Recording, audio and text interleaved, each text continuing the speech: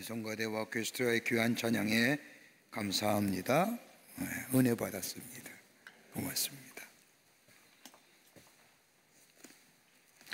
오랫동안 배를 몰았던 노련한 선장에게 한 승객이 다가와 묻습니다.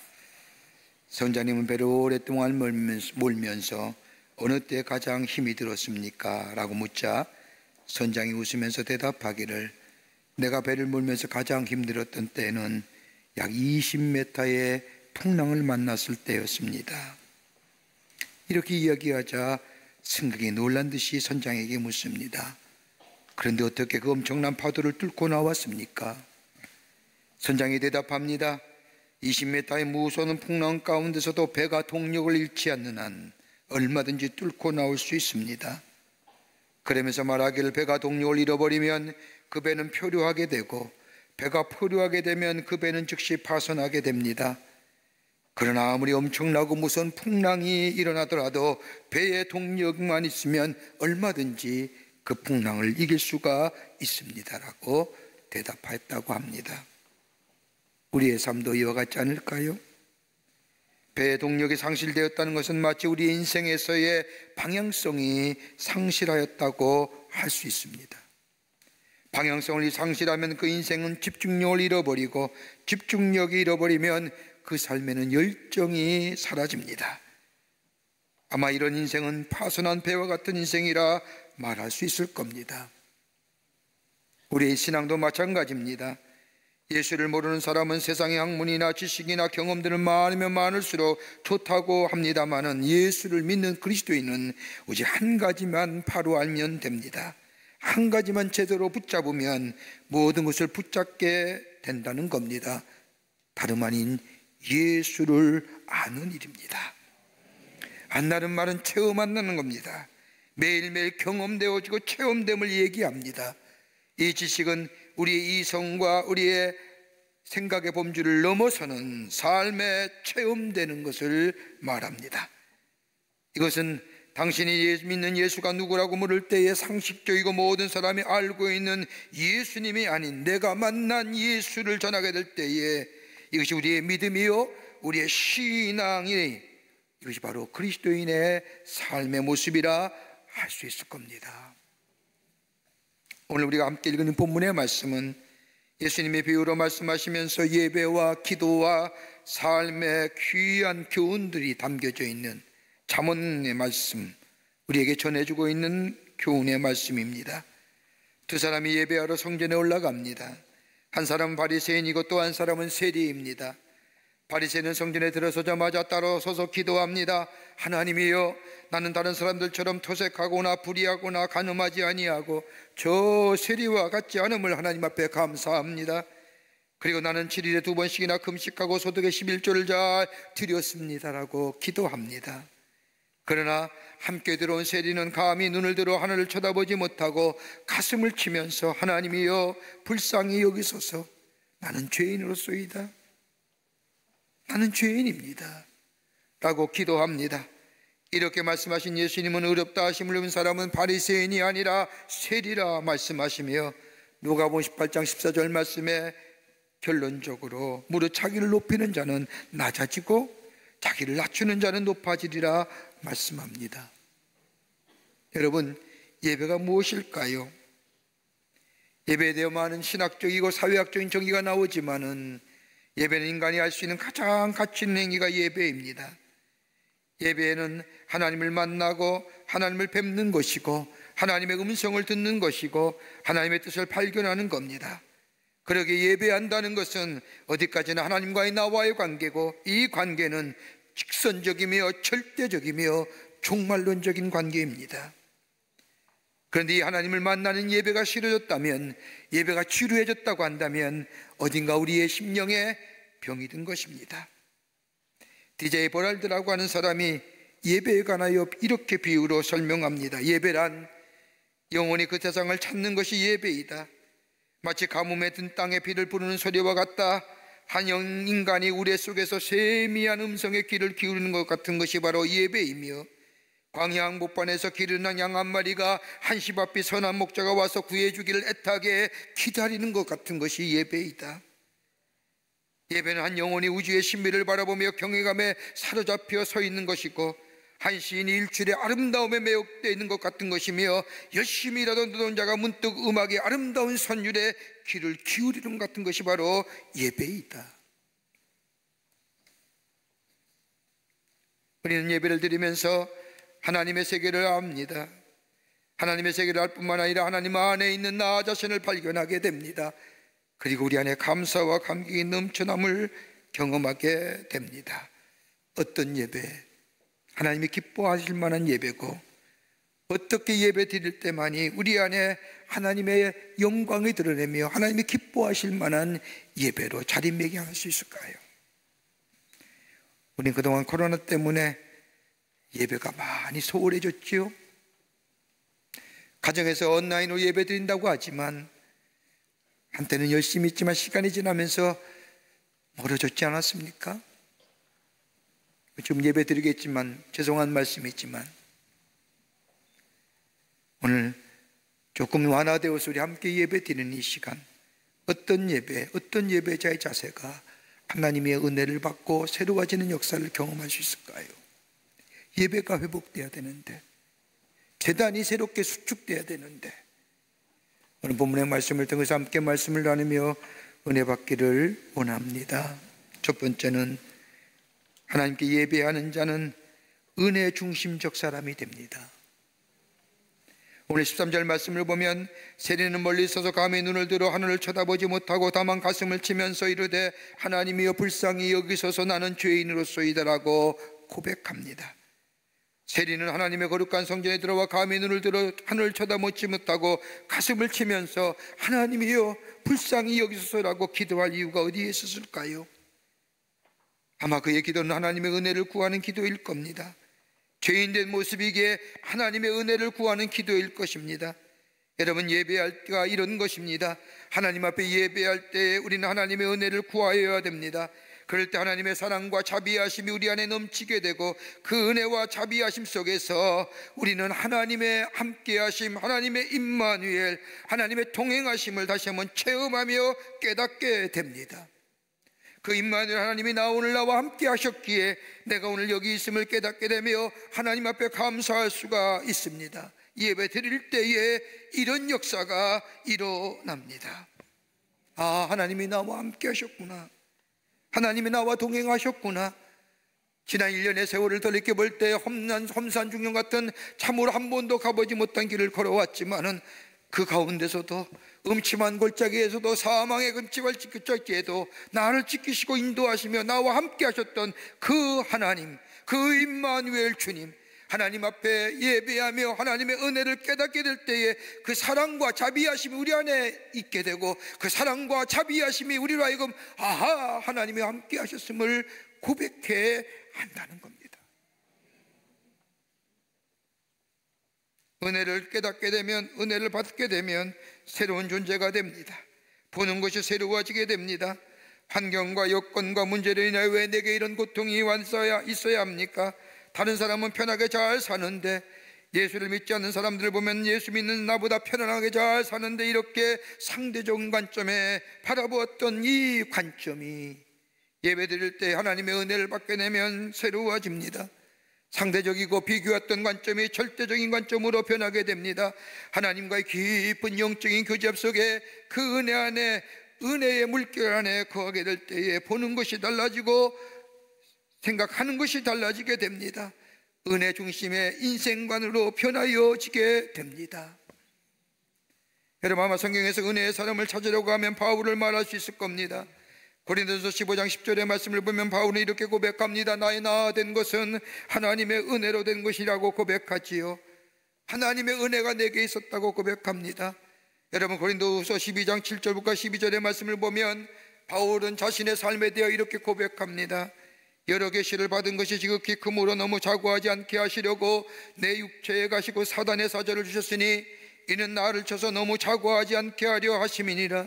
이것이 내게서 떠나가기를 위하여 내가 3번 주께 간구하였더니 내게 이르시기를 내 은혜가 내게 족하도다. 이는 내 능력이 약한 데서 온전하여짐이라 하신지라. 이러므로 도리어 크게 기뻐함으로 나의 여러 약한 것들에 대하여 자랑하리니 이는 그리스도의 능력으로 내게 머물게 하려 함이라. 그러므로 내가 그리스도를 위하여 약한 것들과 능력과 핍박과 궁핍과 곤란을 기뻐하노라. 바울에게 육체의 가시가 있었다는 겁니다. 고난의 가시입니다. 그것이 육체의 질병이었습니다. 얼마나 이 육체의 질병이 바울을 괴롭혔는지, 자신을 아프게 했는지 바울이 이것을 사단의 사자라고 불렀습니다. 이것 때문에 바울은 하나님 앞에 3번씩이나 간절히 기도했습니다. 그냥 기도했을까요? 아마도 예수님의 겟세마네 동산에서 십자가 앞에 눈앞에 두고 기도했던 것 같은 심정으로, 하나님 할 수만 있거든 이거 내게서 제하여 주십시오. 이것 때문에 하나님 나라의 역사가, 하나님 나라의 복음을 전하기 못합니다. 내게서 제하여 주십시오라고 기도했지만, 그런 기도 드릴 때 하나님께서 응답해 주시지요. 오늘 여기 말씀해 보면 그 응답의 고백이 이겁니다. 내가 너무 자고하지 않게 하시려고. 기도할 때 하나님의 응답이 들려오기를, 내게 이 육체에 가시는 나로 하여금 교만하지 않게 하시기 위해서 겸손하게 하기 위한 하나님의 은혜라고 하는 겁니다. 이것이 없었더라면 나는 교만한 자요, 하늘을 찌르듯한 내 인간의 본성, 이 교만함 때문에 무너질 자인데 나를 겸손케 하시기 위해서, 더 나아가 이것 때문에 다른 사람의 아픔과 고통을 이해하게 되었고 다른 사람의 슬픔을 같이 함께 슬퍼할 수 있었던 하나님의 은혜였다. 그뿐 아니라 내가 약할 때 꼭 강함이라고 하는 바울의 고백처럼 내 안에 역사하신 하나님의 능력을 나타나기 위한 하나님의 계획이, 하나님의 은혜의 관점으로 보는 이것조차도 은혜라는 겁니다. 이 은혜는 다름이 아니라 하나님의 성소에서 예배할 때에 비로소 깨닫게 되었다는 겁니다. 여러분, 은혜 받은 사람은 겸손합니다. 겸손함은 감사를 낳게 하고요, 감사가 넘치게 나면 이 감사의 삶 속에 열정이 생기며 이 열정을 통하여 하나님의 능력이 드러나게 된다는 겁니다. 하나님의 전에 예배할 때 우리 안에 겸손함이 생깁니다. 그 겸손함은 하나님의 은혜가 우리에게 있게 될 때에 우리 안에 겸손함이, 그 겸손의 감사가 우리의 삶 속에 열정이 능력의 역사를 통하여 하나님의 살아계심이 증거하는 복된 인생으로 살아가게 한다는 겁니다. 그러기에 예배에 성공한 사람이 인생에 성공한다는 겁니다. 더 나아가 은혜 받은 사람은 차별하지 않습니다. 구별하지 않습니다. 오늘 본문 11절 말씀에 보면 바리새인은 여기 오늘 따로 서서 이르되, 기도하며 이르되, 하나님이여 나는 다른 사람들과 같지 아니하고 이 세리와도 같지 않음을 감사하나이다. 바리새인은 다른 사람과 구별합니다. 다른 사람과 구분합니다. 여러분, 인간에 있어서 가장 큰 죄는 뭐예요? 다른 사람과 구별하는 거예요. 여러분, 이것만큼 무서운 죄가 없습니다. 나는 저 사람과 달라, 나는 저 사람과 다른 사람이야, 다른 환경의 사람이야, 이렇게 생각하며 구별되고 차별하는 사람, 여러분, 이 구별성과 차별성의 밑바닥에는 교만함이 자리 잡고 있는 겁니다. 여러분, 하나님은 교만한 자를 물리치시지 않습니까? 성경의 말씀을 보면 가인의 교만함이 아벨을 죽이고 사울의 교만함이 있을 때 하나님은 그에게서 성신을 걷어가심으로 그의 자리를 내리게 하시며, 여러분, 교만하다는 말은 다른 말로 말하여 자기 집착이에요. 오늘 바리새인이 교만하다는 증거가 오늘 본문의 말씀에 나옵니다. 바리새인이 하나님의 성전에 올라가 기도하는 모습을 보면 나라는 것을 강조합니다. 11절에 나는 다른 사람들 곧 토색 불이 간음하는 자들과 같지 아니함을 감사하나이다. 12절에 와서도 나는 일해에 2번씩이나 금식과 거도 소득의 11조를 드립니다. 짧은 말씀에 나라는 것이 2번이나 나옵니다. 영어 성경을 보면 3번 나와요. 나라는 것이 집착하는 겁니다. 나라는 것이 집착하고 나니 다른 사람과 차별성을 두지요. 더 나아가 오늘 11절 말씀을 보십시오. 같이 함께 성전에 들어왔는데 같이 함께 앉은 자리에서 예배하면 얼마나 좋을까. 바리새인은 11절 말씀에 따로 서서, 무슨 말씀입니까? 나는 저 세리와 다르다는 겁니다. 저 세리인 죄인과 함께 자리할 수 없다는 겁니다. 내가 저 사람과 같은 대접을 받을 수 용납할 수 없다는 말씀입니다. 여러분, 성경은 뭐라고 얘기합니까? 에베소 2장 19절과 22절의 말씀을 보면 우리를 가리켜 하나님 나라의 동일한 시민이요 더 나아가 하나님 나라의 권속이라고 말하지 않습니까? 같은 하나님 나라의 백성이라고 말하지 않습니까? 그런데 이 바리새인은 철저하게 세리와 분리시키며 차별하며 구별집니다. 여기 예수님은 누가복음 18장 14절 말씀에 이에 저 사람 저 바리새인이 아니고 이 사람이 의롭다 하심을 받고 그의 집으로 내려갔느니라. 바리새인의 기도와 예배를 하나님이 받지 않으셨다는 겁니다. 왜요? 이기적인 마음에 차별과 구별을 두는 마음. 나는 저 사람과 다른 족속이야, 나는 저 사람과 다른 집안이야, 다른 혈통이야, 다른 가문이야. 하나님 앞에서 이게 무슨 소용입니까? 많이 뵙고 많이 가진고 많이 누리면 무슨 소용이 있겠습니까?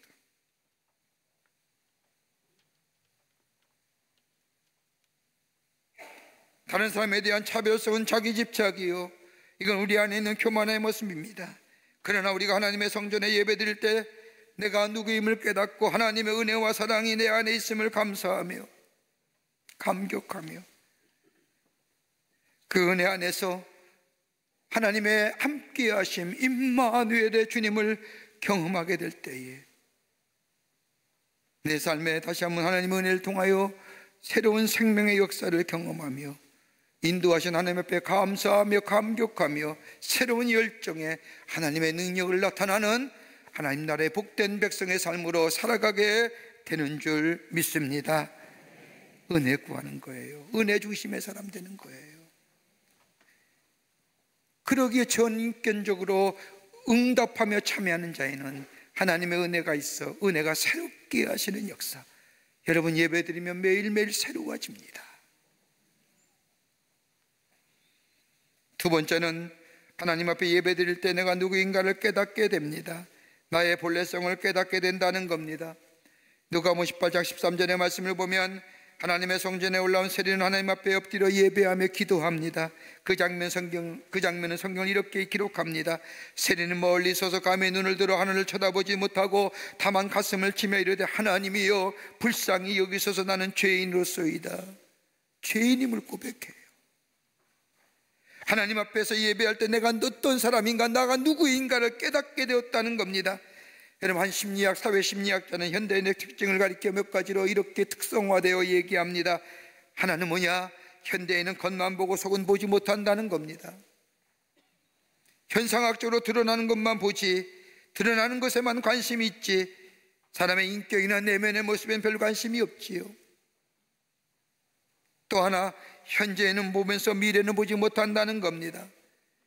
지금의 모습에 너무나 집착한다는 겁니다. 과거는 지나간 것이요, 지금의 현재도 이내 과거로 지나갈 것인데 지금의 모습에 너무 집착한다는 겁니다. 여러분, 에고이즘, 이기주의에 대한 얘기는 많이 하지만, 병폐에 대해서는 얘기 많이 하지만 이기주의가 왜 생겨나는가에 대해서는 잘 모릅니다. 그래서 많은 사람들이 에고이즘, 이기주의는 뭐 인간의 내면적인 것, 여러 가지 환경과 여건, 뭐 성격, 뭐 여러 가지 가는 것으로 이 이기주의에 대한 얘기를 하지만은, 여러분 엄밀하게 얘기하면 뭐가 이기주의의 원인이에요? 지금의 것에 너무 집착하는 거예요. 지금의 모습에 나라는 존재에 집착하면 이기주의가 생기는 거예요. 현재에 붙들어서 하면, 미래를 바라보지 못하면 이기적인 것이 되는 거예요. 또 하나 특성은 뭐냐? 다른 사람을 보면서 나 자신은 잘 보지 못하지요. 세상도 잘 보고 남의 일에 관심도 많고 남의 일에 대해 얘기도 많이 하지만, 이렇고 저렇고 얘기에 대하여 많이 이야기하지만 정작 자신은 헤아려 보지 못한다는 겁니다. 다른 사람에 대해서는 비판의 잣대는 무섭게 들이대면서도 자신에 대해서는 한없이 너그러워지는 것. 그러기에 예수님도 얘기하지 않습니까? 마태복음 7장 3절의 말씀을 보면 어찌하여 형제의 눈 속에는 티는 보고 내 눈 속에는 들보는 깨닫지 못하느냐. 알지 못하고 깨닫지 못하는 것이, 많은 것은 알고 있으나 정작 자신을 모르는 것이 현대인의 모습이라는 겁니다. 그런데 하나님 앞에 예배할 때에 내가 누구인지를 깨닫게 됩니다. 내 본래성이 알게 된다는 겁니다. 오늘 세리가 하나님 정리에 나와 예배할 때에 나는 죄인입니다. 하나님의 은혜가 필요합니다. 하나님의 사랑이 필요합니다. 시편 51편의 말씀을 보면 다윗이 우리아의 아내였던 바세바를 취한 후 우리아를 전쟁터에 나가 죽게 하지요. 그때 나단 선지자가 나와 엄히 꾸짖게 될 때에 그는 하나님 앞에 회개하며 지은 새가 시편 51편의 말씀입니다. 그때의 이 50편 5절의 말씀을 보면 다윗이 고백합니다. 모친이 죄 중에서 나를 잉태하였나이다. 부정한 간그 속에서 태어난 것이 아니라 이 말의 히브리적 원어의 의미를 보면 낳을 때부터 죄인이라는 겁니다. 어렸을 때부터 죄인이므로 오늘 사건이 우연한 사건이 아니라 돌발적인 사건이 아니라 내 속에 축적되었던 죄가 드러났다는 겁니다.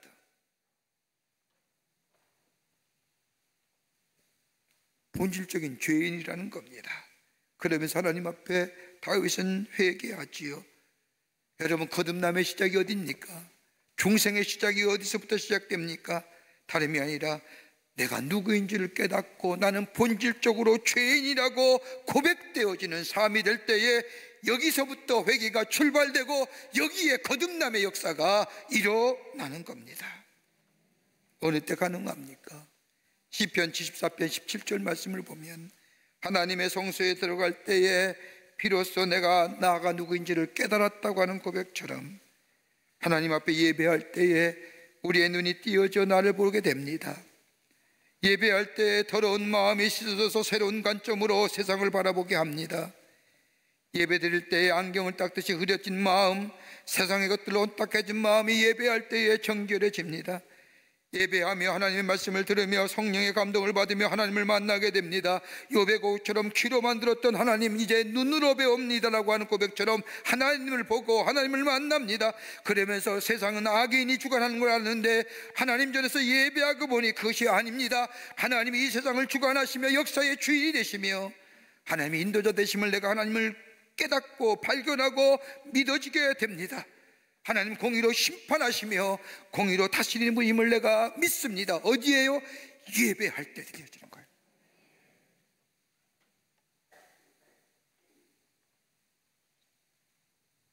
종교심리학자들이 의하면 여러분 교회에 나와서 다 은혜 받는 것 같지요? 아니잖아요.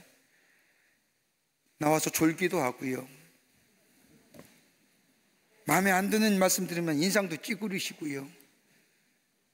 그런데 다 은혜 받지는 건 아니지만 교회에 나와서 예배하는 사람과 그러하지 못하는 사람은 분명히 다른 게 하나 있답니다. 뭔지 아십니까? 수명이 길다는 겁니다. 예배 드리는 사람은 예배 드리지 않는 사람과 수명이 길다는 겁니다. 여러분 가만 보십시오. 오래 산다는 얘기예요. 여러분 오래 사는 거 다 원하지 않습니까? 난 일찍 죽을래, 이건 거짓말이라고 하지 않습니까? 난 빨리 죽을래, 거짓말이에요. 다 오래 살고 싶어요. 근데 예배 드리는 자가 오래 산다는 겁니다. 교회에 나와서 졸기도 하고 은혜 받지도 못하고 그냥 왔다 갔다 하지만은 그러나 하나님 전에서 예배할 때에 어느 땐가 우리나라 속담에 이슬비 옷 젖는다고요. 생각이 달라지지요. 생각이 달라지는 거예요. 생각이 달라지니 성품이 달라지는 겁니다. 우리의 성품이 달라지니 행동이 달라지고요, 행동이 달라지면 우리의 삶의 습관이 달라지고 습관이 달라지니 미래가 달라지는 거예요. 삶의 질이 달라진다니까요. 하나님 앞에 나와 예배 드리면 하나님의 말씀을 들었습니다. 정욕과 끝없는 욕심과 집착 그리고 모든 불의로부터 자유합니다. 얽매여 있던 것들부터 자유하지요. 근심과 걱정으로부터 자유하지요. 내 영이 깨끗해지지요. 그렇게 오래 산다는 거예요. 오래 살고 싶으세요? 주일 예배만 참석하세요. 오래 삽니다. 왜 아멘들 안 하십니까? 우리가 하나님 앞에 예배 드리는 이유, 주일 앞에 나와 하나님 앞에 엎드려 예배할 때에 우리 안에 자리 잡고 있는 정욕과 끄집어내는 욕심과 집착 그리고 모든 고집과 불의로부터 자유할 뿐만 아니라 내 영이 깨끗해지고 십자가의 은혜가 내게 임하며 그 십자가 은혜 앞에 내가 누구인지를 깨닫게 되고 자랑과 교만함이 사라지는 전 인간적인 응답에 참여하는 자가 될 때에 우리 안에 주의 주시는 놀라운 은혜와 하나님의 축복이 풍성한 삶으로 삶의 풍요로움을 누리며 사는 인생으로 살아가게 될 줄 믿습니다. 끝으로 긍휼을 구하는 마음입니다. 하나님의 긍휼하심을 구하는 마음. 누가복음 18장 13절의 말씀을 보면 세리는 멀리 있어서 감히 눈을 들어 하늘을 쳐다보지도 못하고 다만 가슴을 치며 이르되 하나님이여 불쌍히 여기소서 나는 죄인으로소이다. 오늘 본문의 말씀은요, 두 사람이 하나님의 성전에 올라가 예배하며 기도하는 모습입니다. 바리새인은 성전에 들어와 딱 서서 하나님 앞에 손을 번쩍 들더니 기도하기를 내가 일주일에 2번 금식하고 11조를 바치며 이렇게 의로운 일을 하였습니다 라고 기도하며 덧붙이기를 나는 저 죄인과 같지 않습니다 라고 기도하며 예배하며 기도를 마칩니다. 그러나 세리는 성전에 들어와 고개를 숙이고 기도하면서 누굴 비판하거나 원망하거나 하지 않고 오직 주의 긍휼을 구합니다. 주여 나는 죄인입니다. 불쌍히 여기소서. 하나님의 긍휼을 구하는 기도, 그저 하나님 앞에 불쌍히 여겨달라는 겁니다. 불쌍히 여겨달라, 긍휼히 여겨달라는 겁니다. 여러분, 긍휼이란 단어는 영어로 sympathy라고 말하는데 이것을 번역하면 그래서 together, pathy라고 해서 함께 고통 경험, 이런 얘기입니다. 함께 고통을 경험하는 것입니다. 함께 아픔을 경험하는 것입니다. 헬라어로는 엘레몬이라고 말하고 이 말은 히브리어인 세데크에서 나온 말인데 하나님의 높은 마음, 아버지의 마음, 아버지가 그 자녀를 사랑하는 마음, 이 수직적이고 하향적인 사랑을 지칭하게 될 때에 심패티, 다른 사람의 마음속으로 들어가며 다른 사람의 아픔이 내 마음속에 전달되어 내 가슴이 점여지어지는 것, 상대방의 고통이나 상대방의 고통이나 상대방의 아픔이 내게 그대로 전달되어 같이 아파하고 같이 고독해하며 같이 고통을 느끼는 마음, 이것이 긍휼이라는 겁니다. 이 긍휼의 마음은 하나님이 가지고 있는 성품이기도 하지만 당신께서 당신의 형상대로 우리를 지으실 때 우리에게 부어주신 당신의 성품과 동시에 우리 안에 있는 성품입니다. 어딜 때 긍휼함이 나와요? 하나님 앞에 예배할 때 하나님의 긍휼하심을 경험합니다. 나의 아픔과 고통을 함께 하시기를 마다하시는 하나님의 놀라운 은혜와 사랑, 내가 슬플 때 나의 슬픔을 아시고 나와 함께 아파하실 뿐만 아니라 나를 위로하시는 하나님, 내가 괴로울 때 나의 괴로움을 아시고 나와 함께 동행하시며 함께 괴로워하시는 하나님, 그리고 나에게 이길 힘과 능력을 주시는 하나님, 이 긍휼하심을 경험한 사람은 다른 사람에게도 내가 이 긍휼하심을, 내가 체험한 이 하나님의 긍휼을 전하는 자 됩니다. 그러기에 하나님은 이러한 긍휼의 마음을 우리에게 주시길 원하고 가지라고 말씀합니다. 출애굽기 33장 19절의 말씀을 보면 하나님은 긍휼히 여길 자를 긍휼히 여기신다는 거예요. 자격 없는 자를 사랑하시고 사랑받을 가치 없는 자를 사랑하시는 이 절대적인 사랑, 하나님의 사랑에 받을 자격이 없는 우리들을 사랑하시고 또 함께 하시는 이 하나님의 긍휼, 이 하나님의 긍휼하심이 우리 안에 넘쳐나면 이것이 복된 인생이고, 그 긍휼하심을 가지고 다른 사람을 향하여 이 긍휼을 베풀 때에 이 어두운 세상에 빛과 같은 존재로 빛을 비추는 인생이 된다는 겁니다. 예배할 때 그래서 긍휼을 구하는 겁니다.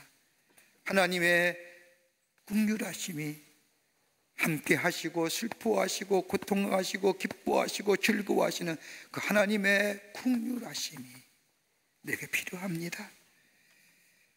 그럴 때 하나님의 긍휼하심이 나를 치유하시고 회복시켜 주시고 새롭게 하시고 능력을 주실 뿐만 아니라 이 긍휼하심을 입은 우리들이 나아가서 그 긍휼함을 전하는 자 될 때 이 세상에 빛된 존재로, 하나님의 사랑을 전하는 존재로, 세상을 살아가는 존재로 복된 걸음, 인생의 걸음을 걸어가게 하실 줄을 믿습니다. 오늘 세리의 기도가 바리새인 기도보다 낫다는 이유가 여기 있는 겁니다. 비판하거나 탓하거나 평가하지 않고 자기의 부족을 고백하며 하나님의 긍휼을 구하는 마음, 하나님의 은혜, 하나님의 사랑을 깨달아 내가 누구인지를 알 뿐만 아니라 다른 사람에게 전하는 자, 이 놀라운 은혜를 증거하는 자 될 때에 하나님 우리에게 의와 거룩과 화평함을 주실 뿐만 아니라 이 세상에서 하나님의 사람으로 복된 인생으로 걸어가는 아름다운 인생으로 살아가게 해주실 줄을 믿습니다. 이런 인생에 귀한 믿음의 걸음을 걸어가시는 여러분과 저와 되시기를 주의 이름으로 축원합니다. 하나님 감사합니다. 저희를 사랑하시고 지키시고 인도해 주심에 감사합니다. 하나님 앞에 예배드릴 때마다 하나님의 은혜 안에 거하는 저희들 되게 하여 주시고, 아버지 하나님 예배할 때마다 그 놀라운 십자가의 은혜와 사랑을 깨달아 내가 누구인지를 알고 겸손하게 겸비한 자로 주님 앞에 나아가는 저희들 되게 하여 주시고, 하나님의 긍휼하심이와 아버지 하나님의 나아가 하나님의 긍휼하심을 입은 우리가 그 긍휼함을 전하고 긍휼함을 증거하는 자 되게 될 때에 하나님 저희들 통하여 이 땅에 하나님 나라가 새로워질 뿐만 아니라 우리 안에 의와 거룩과 화평의 역사를 통하여 풍요로운 인생으로 살아가는 하나님 나라의 백성들 되게 도와 주시옵소서. 성령이 도우실 줄 믿으며 예수님의 이름으로 기도하옵나이다. 아멘.